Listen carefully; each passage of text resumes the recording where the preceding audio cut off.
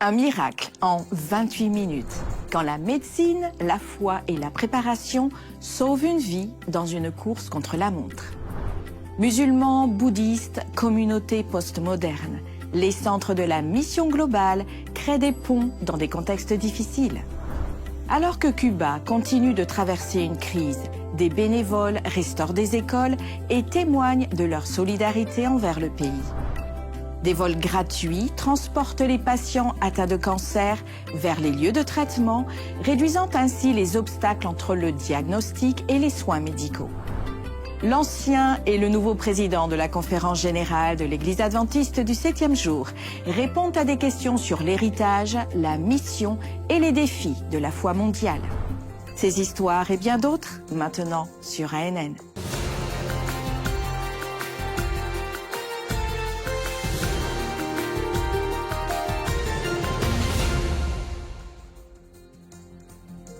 Sur une planète en crise, apporter de l'espoir nécessite une stratégie. Avec de nouveaux dirigeants à sa tête, l'Église adventiste du 7e jour donne la priorité à la réorientation de sa mission. Cette initiative de l'Église adventiste est une réponse audacieuse au besoin le plus urgent de l'humanité, celui de Jésus, en mobilisant des ressources et des personnes avec le courage d'aller là où la foi a perdu son sens. Mission Refocus est une initiative mondiale visant à répondre à certains des plus grands défis missionnaires du monde. Elle se concentre sur 3 grandes fenêtres missionnaires.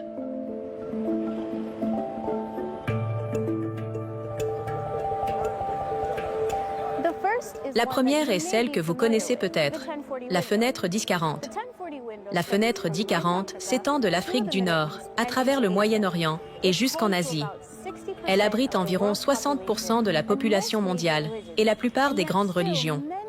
Peu de personnes dans cette région ont entendu l'Évangile.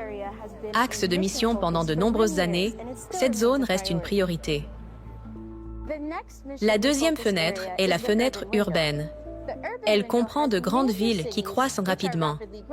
Plus de 40 villes de plus d'1 million d'habitants n'ont pas de présence adventiste.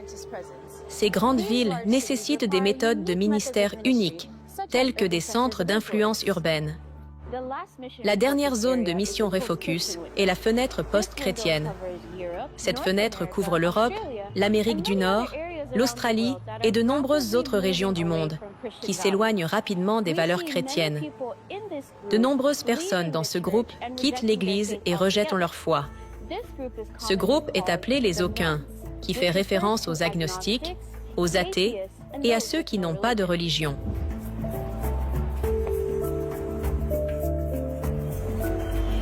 Chacune de ces fenêtres de mission Refocus est unique dans ses propres défis et opportunités. Merci de prier pour le travail continu de l'Église et de réfléchir à la manière dont vous pouvez faire partie de Mission Refocus. Et comment communiquer la foi dans un monde qui ne parle pas le même langage spirituel, où des traditions millénaires coexistent avec le scepticisme moderne et où la religion, pour beaucoup, ne signifie plus grand-chose? La réponse passe par la formation. 6 centres missionnaires à travers le monde aident à franchir les frontières culturelles en mettant l'accent sur le respect, l'amitié et la vérité éternelle. Dans un monde de croyances et de non-croyances, où les traditions anciennes rencontrent le scepticisme moderne, où les villes animées et les villages reculés parlent des langues différentes, comment établir de vraies relations pour conduire les gens à Jésus? La réponse se trouve là où la foi rencontre le contexte, où les Écritures parlent à la culture et où l'espoir devient une expérience vécue. 6 centres de mission globale nous aident à comprendre et à partager le message adventiste avec des personnes provenant de visions du monde très différentes, avec ceux qui ne partagent pas notre croyance en la Bible comme un livre sacré et inspiré. Les centres permettent de rejoindre les gens là où ils sont, avec la vérité transmise, avec bienveillance. En Thaïlande, le Centre de mission globale pour les relations entre adventistes et bouddhistes brise les barrières qui se dressent sur le chemin de l'Évangile. Un exemple simple mais profond concerne le rôle des cimetières. Pour les bouddhistes, l'idée d'accepter une nouvelle foi qui n'offre pas de cimetière dédié est angoissante. L'un des ministères clés du centre à Ubon, en Thaïlande et dans d'autres endroits, est de fournir ces lieux de sépulture essentiels pour les familles se tournant vers la foi adventiste. Le Centre de mission globale pour les relations entre adventistes et juifs, basé à Jérusalem, favorise le respect mutuel, le dialogue, la compréhension, l'éducation et la recherche. Le Centre de mission globale pour les relations entre adventistes et musulmans forme les dirigeants de l'Église, les pasteurs et les membres à se connecter avec les musulmans de manière holistique et avec compassion. Chaque année, parmi de nombreuses autres initiatives, le Centre organise un programme de prière du Ramadan avec des milliers d'adventistes priant pour les musulmans. Le Centre de mission globale pour les religions d'Asie du Sud a un immense mandat missionnaire, aidant l'Église à trouver des méthodes et modèles plus efficaces pour partager l'amour de Dieu avec plus d'1 milliard de Sud-Asiatiques dans le monde. Nous avons souvent du mal à partager la foi avec un groupe de personnes en pleine expansion, les séculiers et post-chrétiens. Le Centre de mission globale pour la mission séculière et post-chrétienne aide l'Église à mieux comprendre ce groupe et partage des moyens pratiques pour créer du lien afin de créer de nouveaux groupes de croyants parmi eux. Aujourd'hui, il y a au moins 34 mégapoles, des centres urbains de plus de 10 millions d'habitants. Tout en ne négligeant jamais les zones rurales, les villes en pleine croissance sont notre nouveau champ de mission. Le Centre de mission globale pour la mission urbaine aide l'Église à planter des églises dans ces parties du monde. Les 6 centres de mission globale se concentrent sur nos plus grands défis missionnaires. Les 3 fenêtres de recentrage missionnaire, la fenêtre D40, la fenêtre séculaire et post-chrétienne et la fenêtre urbaine. Chaque centre partage la même fondation missionnaire, la méthode de ministère du Christ.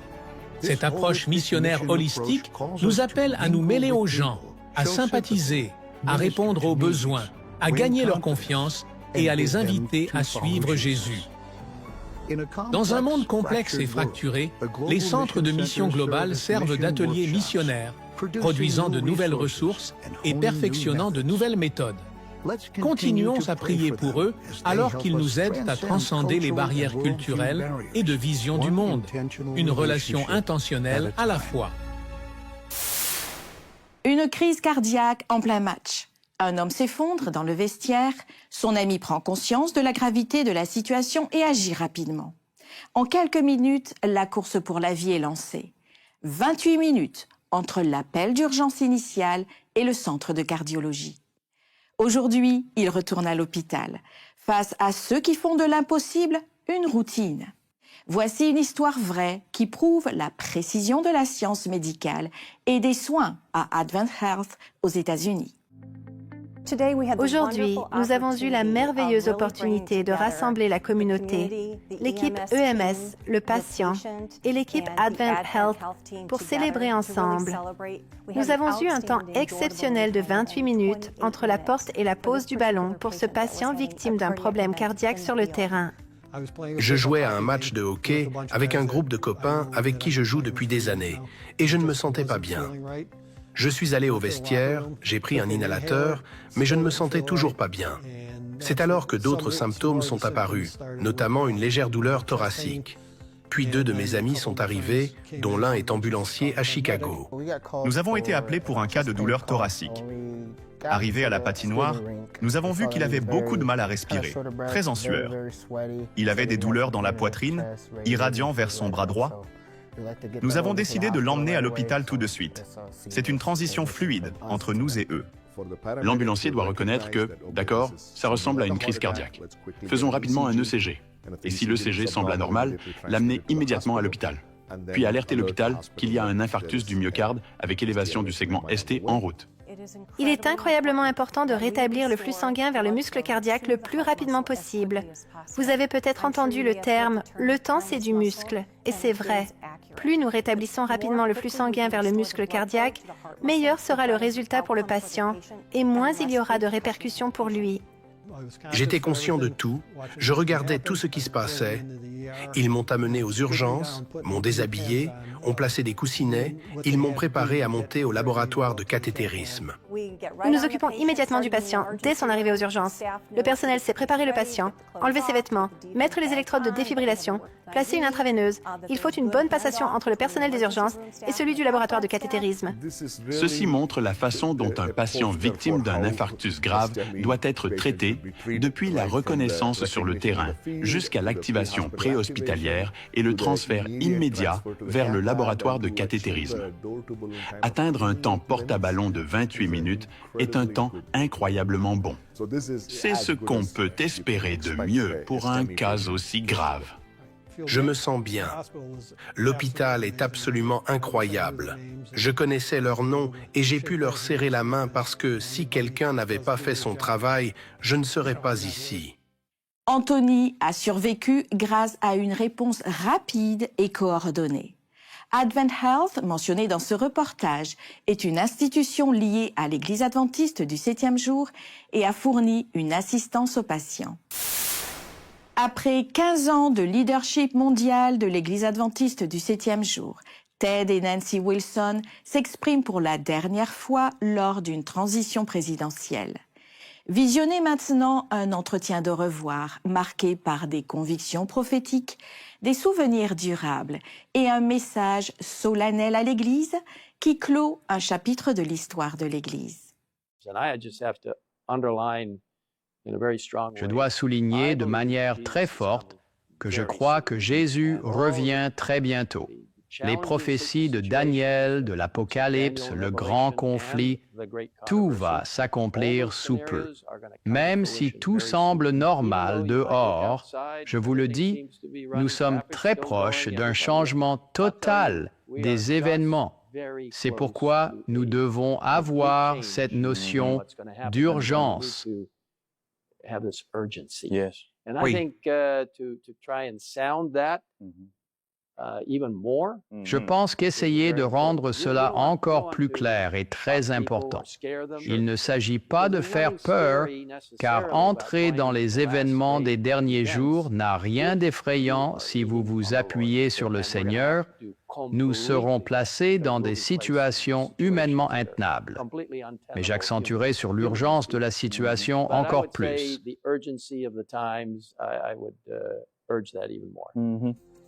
Nancy Wilson a accompagné de près son mari dans sa mission pendant des années. L'un des moments les plus mémorables s'est déroulé sur une île aux Philippines, où elle a vu d'anciens criminels complètement transformés par la foi en Jésus. La chose la plus proche que j'ai vue de la Pentecôte et des actes s'est produite lorsque nous étions sur l'île de Mindoro.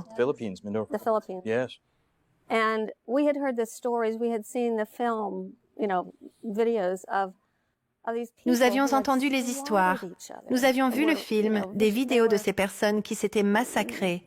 Ils étaient contrôlés par un autre esprit. Je devais présenter des infos santé avant qu'ils ne prêchent. Je suis montée sur l'estrade et il y avait toutes ces âmes converties sur des chaises blanches et il y avait des initiales, FR. J'ai demandé, que veut dire FR? On m'a dit, anciens rebelles. J'ai regardé ces hommes et femmes adultes. Il n'y avait aucun signe de haine. Ils avaient l'air purs, presque comme des enfants. Ils regardaient simplement devant eux et absorbaient tout. Et je me suis dit, ce sont de nouvelles créatures.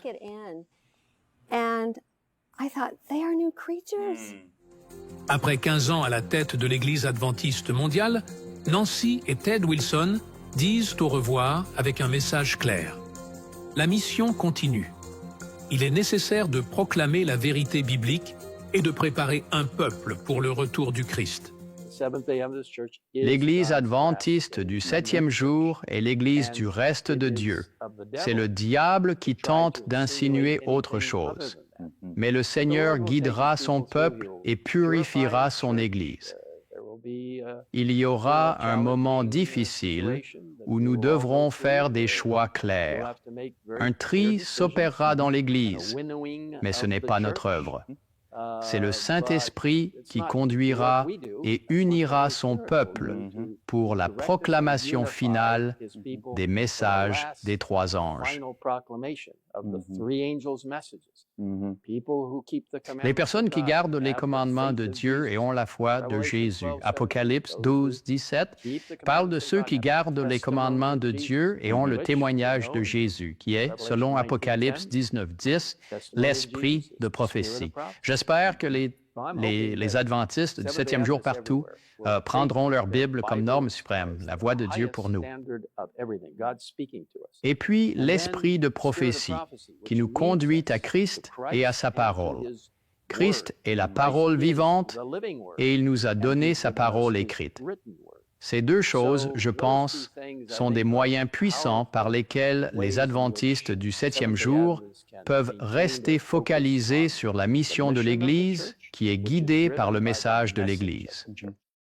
Alors que Ted et Nancy Wilson font leurs adieux à leur mandat de leadership, leur désir reste le même, que l'Église continue d'avancer avec détermination en préparation de la prochaine venue du Christ. Après avoir été élu à Saint-Louis, dans le Missouri, le 4 juillet, le nouveau président de l'Église adventiste du septième jour, Ayrton Koller, a accordé une interview exclusive à la Revue adventiste.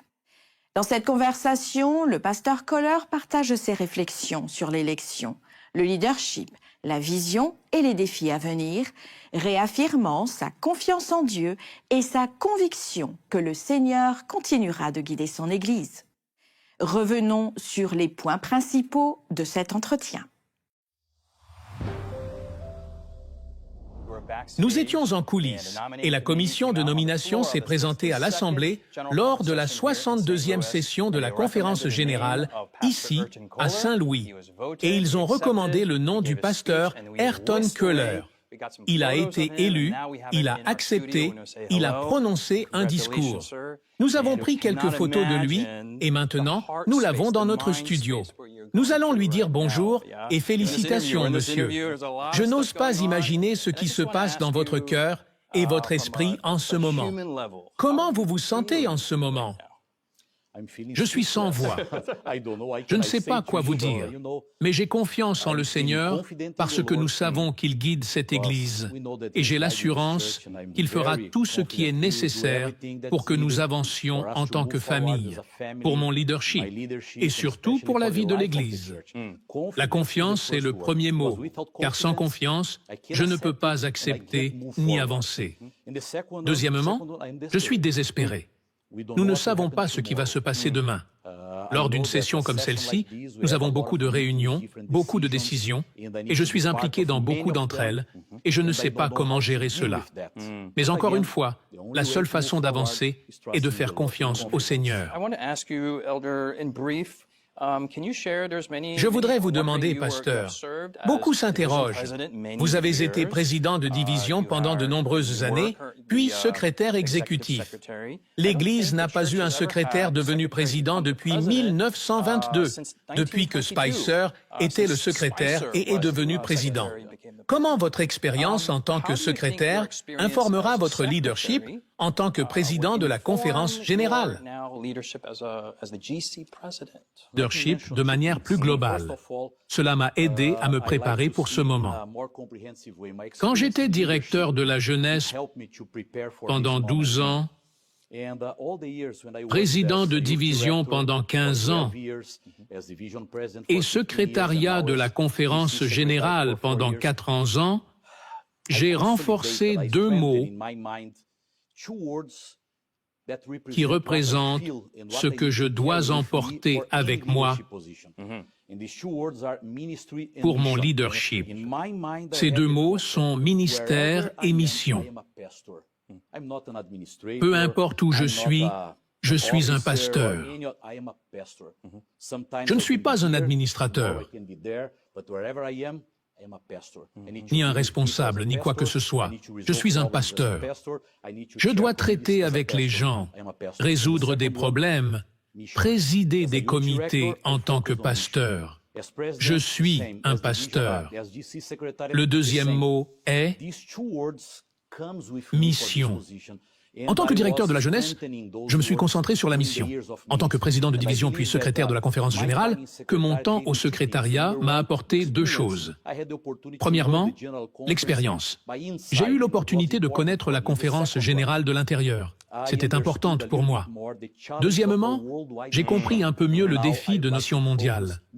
Maintenant, j'aimerais me concentrer beaucoup plus sur les besoins que nous avons à travers le monde pour prêcher l'Évangile et voir Jésus revenir. En tant que président, je suppose que ça devient encore plus difficile. Si vous pouviez donner des conseils à tous les leaders du monde, quelle est votre manière personnelle d'aborder les défis? Vous tournez-vous vers les Écritures? Est-ce une prière, l'amour de la famille? Un peu de tout cela. Mais vous savez, quand j'ai un défi à relever, la première chose est la prière.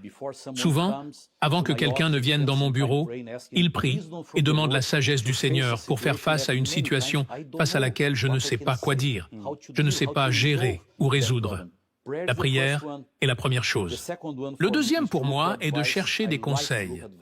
J'aime demander des conseils à ceux qui travaillent autour de moi et à ma femme aussi, parce que les femmes, en général, disent ce que vous n'aimez pas entendre. Elles sont de bonnes conseillères. J'aime aussi écouter les autres et lire la Bible en prêtant attention à ce que Dieu pourrait me dire à travers ses lectures. Ces jours-ci, je l'ai fait dans beaucoup de mes lectures et il m'a dit beaucoup de choses qui sont importantes pour moi maintenant. Quand je l'ai lu, je ne m'attendais pas à ce que ça arrive. Maintenant, beaucoup de ces messages me viennent à l'esprit. Pour moi, c'est précieux car je ne dirige pas et je ne m'occupe pas d'une entreprise. Je m'occupe de l'Église de Dieu. Cela signifie que la première étape est de demander qu'il guide. Ensuite, qu'il guide ceux qu'il a choisis pour être proches de moi. Nous pouvons alors avancer, confiants qu'il guidera tout. Poussé par l'amour du Christ et la compassion pour les autres, un dentiste missionnaire tchèque s'est rendu au Bangladesh il y a 25 ans avec pour objectif d'aider à changer la réalité des personnes défavorisées. En plus de fournir des soins dentaires, le docteur Milan Moskala a apporté de l'espoir là où il était le plus nécessaire. Aujourd'hui, même à la retraite, il revient chaque année au même endroit pour soutenir les communautés qui ont eu un impact sur sa propre vie. Chaque année, un homme monte à bord d'un avion avec une valise pleine de fournitures et un cœur plein de détermination. Sa destination, une ville qui a changé sa vie et où sa mission perdure. Le docteur Milan Moskala est venu pour la première fois au Bangladesh en tant que dentiste missionnaire il y a plus de 25 ans. Mais Dieu avait planté une graine dans son cœur bien avant qu'il ne mette les pieds ici. J'ai découvert que Dieu m'a appelé à être un médecin missionnaire. Je suis très reconnaissant. Toujours, je remercie le Seigneur. Je suis tellement reconnaissant que vous m'ayez choisi pour être un médecin missionnaire. Au fil des ans, le docteur Moskala a construit un ministère qui a dépassé les murs de sa clinique dentaire. Il a traité les patients avec compassion, a créé des écoles dans des communautés défavorisées et a lancé des programmes de nutrition pour aider les enfants à grandir en bonne santé. Il a aussi organisé un réseau de parrainage qui a permis à des milliers de jeunes d'accéder à l'éducation adventiste et à une nouvelle vision pour leur avenir. Ce qui a commencé par la satisfaction des besoins physiques s'est rapidement transformé en quelque chose de plus grand, une vie au service des autres, empreinte de compassion et de foi. Bien qu'il soit maintenant à la retraite depuis 10 ans, le docteur Moskala retourne au Bangladesh chaque année pour se reconnecter, soutenir et continuer à bâtir sur la mission commencée il y a des années. Il continue d'être un mentor pour des leaders locaux, de rendre visite aux étudiants et de prier pour les familles dans les quartiers, en encourageant les malades et partageant l'espoir. Pour lui, la retraite signifie avoir plus de temps pour servir. Je suis tellement reconnaissant qu'encore aujourd'hui, je peux le servir. Même si je suis à la retraite, il me guide et me permet d'avancer jour après jour. Je ne veux rien faire de plus. rien de moins que des missions médicales. Grâce à vos dons pour l'offrande missionnaire, des missionnaires comme le Dr Moskala peuvent servir là où ils sont le plus nécessaires. Merci pour votre générosité. Votre soutien rend possible des histoires comme celle-ci au Bangladesh et dans le monde entier. Et je suis tellement reconnaissant que Dieu m'ait choisi et appelé à être missionnaire. Ainsi s'achève cet épisode d'ANN. Pour en savoir plus sur l'Église adventiste du 7e jour, visitez adventiste.org. Pour plus de nouvelles et d'histoires inspirantes du monde entier, rendez-vous sur adventiste.news. Nous vous laissons avec le verset 58 de 1 Corinthiens 15. Montrez-vous ferme et inébranlable. Soyez toujours plus actifs dans l'œuvre du Seigneur, puisque vous savez que la peine que vous vous donnez en union avec le Seigneur n'est jamais perdue. Merci de nous avoir suivis et à la semaine prochaine.